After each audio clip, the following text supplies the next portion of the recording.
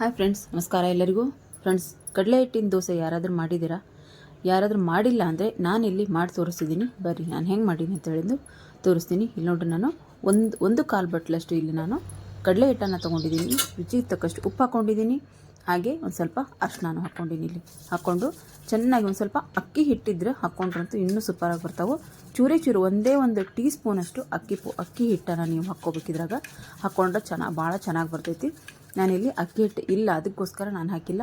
ಇದ್ದರೆ ಮಾತ್ರ ತಪ್ಪಿಸ್ದೆ ಹಾಕಿ ಚೆನ್ನಾಗಿ ಅದು ದೋಸೆ ಹಿಟ್ಟಿನ ಹದಕ್ಕೆ ಬರೋ ಹಾಗೆ ನಾವು ಚೆನ್ನಾಗಿ ಬೀಟ್ ಮಾಡ್ಬೇಕು. ಚೆನ್ನಾಗಿ ಚಮಚಲ್ಲೇ ನಾವು ಬೀಟ್ ಮಾಡಿ ಇಟ್ಕೋಬೇಕು. ನೋಡ್ರಿ, ನಾನು ಇಲ್ಲಿ ಎಲ್ಲ ತರಕಾರಿನ ಹೆಚ್ಚಿಟ್ಕೊಂಡಿದ್ದೀನಿ. ಒಂದು ಕ್ಯಾರೆಟು, ಒಂದು ಈರುಳ್ಳಿ, ಒಂದು ಕ್ಯಾಪ್ಸಿಕಮ್ಮು, ಹಾಗೆ ಟೊಮೆಟೊ, ಹಾಗೆ ಕೊತ್ತಂಬರಿ, ಆಮೇಲೆ ಪನ್ನೀರನ್ನ ಇಲ್ಲೇ ತುರಿದಿಟ್ಕೊಂಡಿದ್ದೀನಿ. ಮತ್ತು ಚೀಸನ್ನು ಕೂಡ ನಾನಿಲ್ಲಿ ಸ್ವಲ್ಪ ತುರಿದಿಟ್ಕೊಂಡಿದ್ದೀನಿ. ಎಲ್ಲನೂ ನಾನೇನು ಮಾಡ್ತೀನಿ ಈಗ, ಪನ್ನೀರು ಮತ್ತು ಚೀಸು ಎರಡನ್ನೇ ಬಿಟ್ಟು ನಾನು ಎಲ್ಲನೂ ಮಿಕ್ಸ್ ಮಾಡ್ಕೊತೀನಿ. ಇಲ್ಲಿ ನೀವು ಬೇಕಿದ್ದರೆ ಹಾಗೇನಾದರೂ ಹಾಕ್ಕೋಬೋದು, ಆದರೆ ನಾನಿಲ್ಲಿ ಪೂರ್ತಿ ಎಲ್ಲ ಮಿಕ್ಸ್ ಮಾಡ್ಕೊತೀನಿ. ಒಂದೊಂದೇ ಹಾಕೋದೇನು ಅಂತೇಳಿ ಅಂದರೆ ನಾನು ಪೂರ್ತಿ ಎಲ್ಲ ಕೊತ್ತಂಬರಿ, ಕ್ಯಾರೆಟು, ನೀವು ಬೀನ್ಸ್ ಇದ್ದರೆ ಬೀನ್ಸ್ ಹಾಕ್ಕೋಬೋದು. ಎಲ್ಲನೂ ನೀವು ತರಕಾರಿ ಬೇಕಿದ್ದರೆ ಹಾಕ್ಕೊಂಡು ಮಾಡ್ಕೋಬೋದು. ನಾನು ಇಷ್ಟಂತೂ ತರಕಾರಿ ನಾನಿಲ್ಲಿ ಹಾಕಿದ್ದೀನಿ.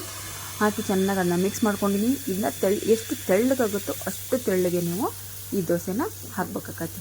ಎಷ್ಟು ತೆಳ್ಳಗಾಗುತ್ತೋ ಅಷ್ಟು ತೆಳ್ಳಗೆ ಈ ದೋಸೆನ ನಾವು ಹಾಕ್ಕೊಂಡು ನಾವೇನು ಈ ತರಕಾರಿ ಎಲ್ಲ ಕಟ್ ಮಾಡಿಟ್ಟಿರ್ತೀವಲ್ಲ, ಇದ್ರ ಮೇಲೆ ಇನ್ನೂ ಒಂದು ಸಿಜ್ವಾನ್ ಚಟ್ನಿ ಇದ್ದರೆ ಹಚ್ಕೊಂಡ್ರಂತೂ ಇನ್ನೂ ಸೂಪರಾಗಿರ್ತೈತಿ. ಸಿಜ್ವಾನ್ ಚಟ್ನಿ ಇದ್ದರೆ ನೀವು ಅದನ್ನ ಇಲ್ಲಿ ಹಚ್ಕೊಂಡು ಟ್ರೈ ಮಾಡ್ಬೋದು. ಹಾಗೆ ನಾನಿಲ್ಲಿ ಇದ್ರ ಮೇಲೆ ಪೂರ್ತಿ ನಾನು ಏನನ್ನು ಎಲ್ಲ ತರಕಾರಿ ಹೆಚ್ಚಿಟ್ಕೊಂಡಿದ್ನೋ ಅದನ್ನೆಲ್ಲನೂ ಇದ್ರ ಮೇಲೆ ಹಾಕ್ಕೊಂಡಿದ್ದೀನಿ. ಹಾಗೆ ಪನ್ನೀರನ್ನು ಇದ್ರ ಮೇಲೆ ಒಂದು ಸ್ವಲ್ಪ ಹಾಕ್ಕೊಂಡಿದ್ದೀನಿ. ಹಾಗೆ ನಾನು ಚೀಸನ್ನು ಇದ್ರ ಮೇಲೆ ಹಾಕ್ಕೊಂಡು ಸ್ವಲ್ಪ ಮೇಲೆ ಎಣ್ಣೆ ಹಾಕಿ ಮುಚ್ಚಳ ಮುಚ್ಚಿ ಒಂದು 2 ನಿಮಿಷ ಬೇಯಿಸ್ಕೊತೀನಿ. ಎಷ್ಟು ಕ್ರಿಸ್ಪಿಯಾಗಿರ್ತಾವೆ ಅಂದ್ರೆ ಫ್ರೆಂಡ್ಸ್ ದೋಸೆ ಮಾತ್ರ. ಆಮೇಲೆ ಆರೋಗ್ಯಕರವಾಗಿ ಹೌದು, ಯಾಕಂದ್ರೆ ನಾವೆಲ್ಲ ಬೆಳಗ್ಗೆ ಎದ್ದು ಇದಕ್ಕೆ ಎಲ್ಲ ತರಕಾರಿ ಹಾಕಿ ಆಮೇಲೆ ಹಾಕಿ ದೋಸೆ ಮಾಡ್ತಾಯಿರ್ತೀವಿ. ಅದಕ್ಕೋಸ್ಕರ ಇಲ್ಲಿ ಪನ್ನೀರು ಮತ್ತು ಚೀಸು ಒಳ್ಳೆ ಹಾಲಿನಂತ ಮಾಡಿದಂಥ ಪ್ರಾಡಕ್ಟ್ ಆಗಿರ್ತೈತಿ. ಅದಕ್ಕೋಸ್ಕರ ನೀವು ಈ ಹೆಲ್ದಿ ರೆಸಿಪಿನ ಮನೇಲಿ ಟ್ರೈ ಮಾಡಿ ನೋಡಿರಿ. ಆಮೇಲೆ ಭಾಳನೇ ಚೆನ್ನಾಗಿ ಬಂದಿರ್ತಾವೆ, ಕ್ರಿಸ್ಪಿಯಾಗೂ ಇರ್ತಾವೆ, ರುಚಿಕರವಾಗೂ ಇರ್ತಾವೆ. ಆಮೇಲೆ ನೀವು ಆ ಹಂಚಿನಲ್ಲಿ ಹಾಕಿದ್ರೆ ಏಳ್ತೋ ಇಲ್ಲ, ಈ ಹಂಚಿನಲ್ಲಿ ಹಾಕಿದ್ರೆ ದೋಸೆ ಹಂಚು ಬಿಟ್ಟು ಬರ್ತಾ ಇಲ್ಲ ಅನ್ನೋ ಭಯನೇ ಬೇಡ. ನೀವು ಯಾವ ಹಂಚಲ್ಲಿ ಹಾಕಿದ್ರೂ ನೀವು ಆರಾಮಾಗಿ ಈ ದೋಸೆನ ಮಾಡ್ಬೋದು. ಯಾಕಂದರೆ ನಾವು ಅಕ್ಕಿ ಹಿಟ್ಟನ್ನು ಹಾಗೆಲ್ಲ ಮಾಡಿದಾಗ ಒಂದೊಂದು ಸರ್ತಿ ದೋಸೆ ಹಂಚಿನಿಂದ ಬರೋದೇ ಇಲ್ಲ, ಹಂಗಿದ್ದು ಆಗಂಗಿಲ್ಲ. ನೀವು ಯಾವ ತವಾದಲ್ಲಾದರೂ ನೀವು ಹಾಕ್ಕೊಂಡಿದ್ದನ್ನ ಮಾಡ್ಬೋದು. ಒಂದು ಸರ್ತಿ ಈ ದೋಸೆನ ನೀವು ಟ್ರೈ ಮಾಡಿ ನೋಡಿರಿ, ಭಾಳನೇ ಚೆನ್ನಾಗಿರುತ್ತೆ ಫ್ರೆಂಡ್ಸ್.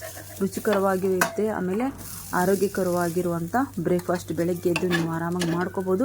ಆಮೇಲೆ ಇನ್ಸ್ಟೆಂಟಾಗಿ ಈ ದೋಸೆನ ನೀವು ಮಾಡ್ಕೋಬೋದು. ನೋಡಿರಿ ಎಷ್ಟು ಚೆನ್ನಾಗಿ. ಆಮೇಲೆ ಇದನ್ನು ನೀವು ಪುದೀನ ಚಟ್ನಿ ಅಥವಾ ಸಾಸ್ ಜೊತೆಗೆ ನೀವು ಇದನ್ನ ಟೇಸ್ಟ್ ಮಾಡ್ಬೋದು. ನಾನಿಲ್ಲಿ ಇನ್ನೊಂದು ದೋಸೆನ ಹಾಕಿ ತೋರಿಸ್ತಿದ್ದೀನಿ ನೋಡಿರಿ.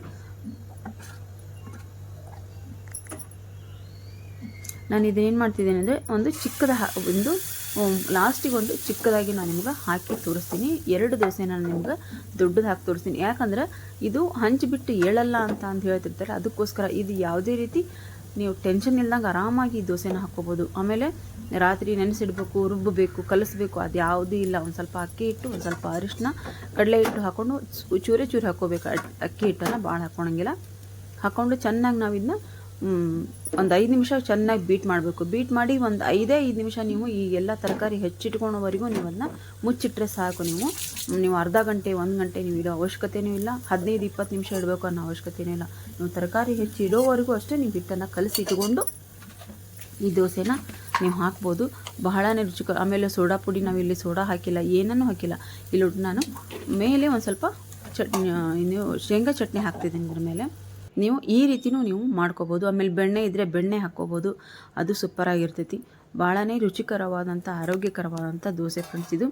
ನೀವು ಈ ದೋಸೆನ ಮನೇಲಿ ಟ್ರೈ ಮಾಡಿ ನೋಡಿರಿ, ಹೇಗೆ ಬಂದಿತ್ತು ಅಂತ ಹೇಳಿದ್ರೆ ನನ್ನ ಕಮೆಂಟ್ ಬಾಕ್ಸಲ್ಲಿ ಕಮೆಂಟ್ ಹಾಕೋದನ್ನು ಮರಿಬೇಡಿ. ಹಾಗೆ ನನ್ನ ಚಾನಲ್ನ ದಯವಿಟ್ಟು ಸಬ್ಸ್ಕ್ರೈಬ್ ಮಾಡಿಕೊಂಡು ಸಪೋರ್ಟ್ ಮಾಡಿ. ಆಮೇಲೆ ನಿಮ್ಮ ಲೈಕು ಎಷ್ಟು ಉಪಯೋಗ ಅಂದರೆ, ಒಂದು ಲೈಕಿಂದ ನಮಗೆ ಬೇಕಾದಷ್ಟು ಜನರಿಗೆ ನಮ್ಮ ವಿಡಿಯೋ ರೀಚ್ ಆಗ್ತಾವೆ. ದಯವಿಟ್ಟು ಲೈಕ್ ಮಾಡಿ. ನಾನು ದಿನ ಹೇಳ್ತೀನಿ, ಆದರೆ ನೋಡೋಷ್ಟು ಭಾಳ ಜನ ಇರ್ತೀರ, ಆದರೆ ದಯವಿಟ್ಟು ಲೈಕ್ ಮಾಡೋದಿಲ್ಲ. ಪ್ಲೀಸ್ ಲೈಕ್ ಮಾಡಿ ಅಂತ ನಾನು ರಿಕ್ವೆಸ್ಟ್ ಮಾಡ್ಕೊತೀನಿ ನಿಮ್ಮ ಹತ್ರ. ದಯವಿಟ್ಟು ಲೈಕ್ ಮಾಡಿ. ಹಾಗೆ ಕಮೆಂಟ್ ಬಾಕ್ಸಲ್ಲಿ ಕಮೆಂಟ್ ಹಾಕೋದ್ರಿಂದ ನಮಗೆ ಪ್ರೋತ್ಸಾಹ ಸಿಗುತ್ತೆ, ಇನ್ನೂ ಒಳ್ಳೊಳ್ಳೆ ವಿಡಿಯೋ ನಾವು ಮಾಡಿ ಹಾಕಬೇಕು ಅಂತ ಅಂದೇಳಂದು. ಅದಕ್ಕೋಸ್ಕರ ಒಂದು ಕಮೆಂಟ್ ಮಾಡೋದನ್ನು ಮರಿಬೇಡಿ ಫ್ರೆಂಡ್ಸ್. ನೋಡ್ರಿ, ಎಷ್ಟು ಚೆನ್ನಾಗಿ ಈ ಹಂಚಿಬಿಟ್ಟು ಈ ದೋಸೆ ಎದ್ದು ಬರುತ್ತೆ. ಆಮೇಲೆ ನಾವು ಇದನ್ನ ಸುತ್ತದಾಗೂ ಅಷ್ಟೇ ನೋಡ್ರಿ, ಕಲರು ಅಷ್ಟೇ ಚೆನ್ನಾಗಿ ಬರ್ತೈತಿ. ಆಮೇಲೆ ಕ್ರಿಸ್ಪಿನೂ ಅಷ್ಟೇ ಕ್ರಿಸ್ಪಿಯಾಗಿರ್ತಾವೆ. ನಾವು ಇದಕ್ಕೆ ಚಟ್ನಿ ಪುಡಿ ಹಾಕೋಬೋದು, ಇಲ್ಲ ಸಿಜ್ವಾನ್ ಚಟ್ನಿ ಹಾಕ್ಕೊಂಡು ನಾವು ದೋಸೆ ಮಾಡ್ಕೋಬೋದು. ಇಷ್ಟೆಲ್ಲ ತರಕಾರಿ ಎಲ್ಲ ಹಾಕಿರ್ತೀವಿ ನಾವು. ನೋಡ್ರಿ ಎಷ್ಟು ಚೆನ್ನಾಗಿ ನಮ್ಮ ದೋಸೆ ಬರ್ತೈತಿ.